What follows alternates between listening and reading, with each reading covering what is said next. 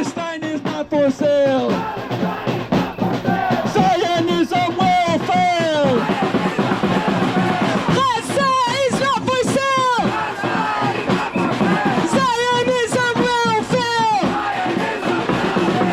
Egypt, Jordan, reject the plan. Palestine is our land. Egypt, Jordan, reject the plan. Palestine is our land. Free, free Palestine. Free, free, free Palestine. Free, free Palestine. Free, free, free Palestine. Free, free Palestine. Free, free, free Palestine. Gaza is not for sale. Zionism will fail. Our next speaker is a member of the Party for Socialism and Liberation. Please help me welcome them.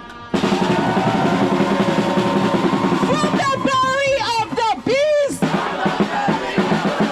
hands of the Middle East. From the belly of the beast, hands of the Middle East. When Trump was coming into office, he took credit for the ceasefire deal, a deal made possible not by him, but by the steadfast resistance of the Palestinian people and millions who took the streets all across the world. He claimed that he had a peace plan, but now we see clearly what the plan was all along: to turn Gaza over to his billionaire friends for luxury developments and what he calls the Riviera of the Middle East. And he wants to do this by expelling Palestinians from their land. But we've seen so much of this before, haven't we? What he's been calling for is the ethnic cleansing of Gaza, picking right up where Biden left off, in a continuation of the U.S.-Israeli genocide against the Palestinians. It's been made clear, no matter who is in the White House, the plan is still the same. The plan is for Israel and the United States to always be stealing Palestinian land, whether by expelling them or killing them. And with the help of corporate media, they attempt to obscure this reality, especially here in the United States. But generations of socialists and people of conscience have been organized to pierce through these lies. We see clearly that Trump's plan is the logical extension of the Zionist project.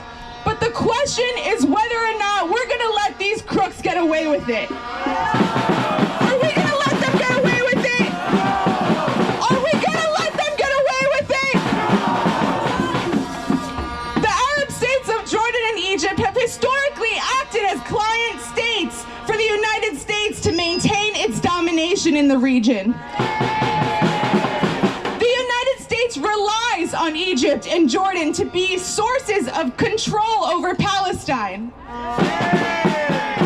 And the official statement from Egyptian President Sisi is that Egypt won't agree to a plan that expels Palestinians. But we also know that this is not a grand gesture of solidarity with the Palestinian people.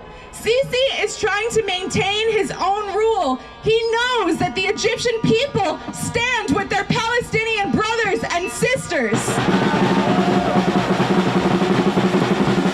When Trump announced his plan, thousands of Egyptians took to the streets, went to the Egypt-Gaza border, and protested immediately at the risk of their own lives and safety to defend their Palestinian brothers and sisters. Jordan has seen major protests over the last year and a half.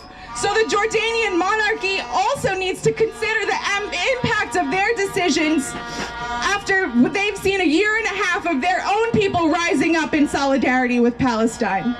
Any Arab government that signs onto Trump's plan will face massive unrest from their own people, and the same goes here. Because we here know that that Trump's plans do nothing for us here in the United States. In the first months of Trump's office, along with his billionaire cabinet, he's begun a project of eviscerating the few institutions that actually give people what they need. His cuts to public health hurt the people and help the billionaires. His cuts to public education hurt the people and help the billionaires. His plan to make Gaza the Riviera of the Middle East hurt the people and help the billionaires. But the working class of the Middle East and the United States stand with Gaza. We're not backing down, and we are standing up against our oppressors. The Egyptian people stand with the Palestinian people. The Jordanian people stand with the Palestinian people. And we, living in the belly of the beast that's trying to facilitate an ethnic cleansing of Palestine, must do our part and continue to take the streets to stand with the Palestinian people.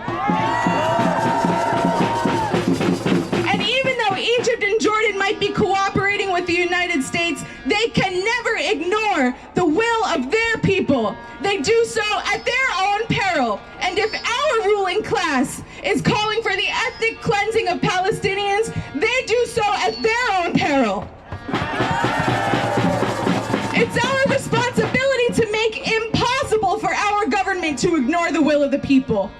For more than a year, we've been organizing for the liberation of Palestine in our Shut It Down for Palestine meetings. And for the past few months, we've been organizing in every borough in this city in our weekly We Fight Back meetings against Trump's anti-immigrant and working class agenda.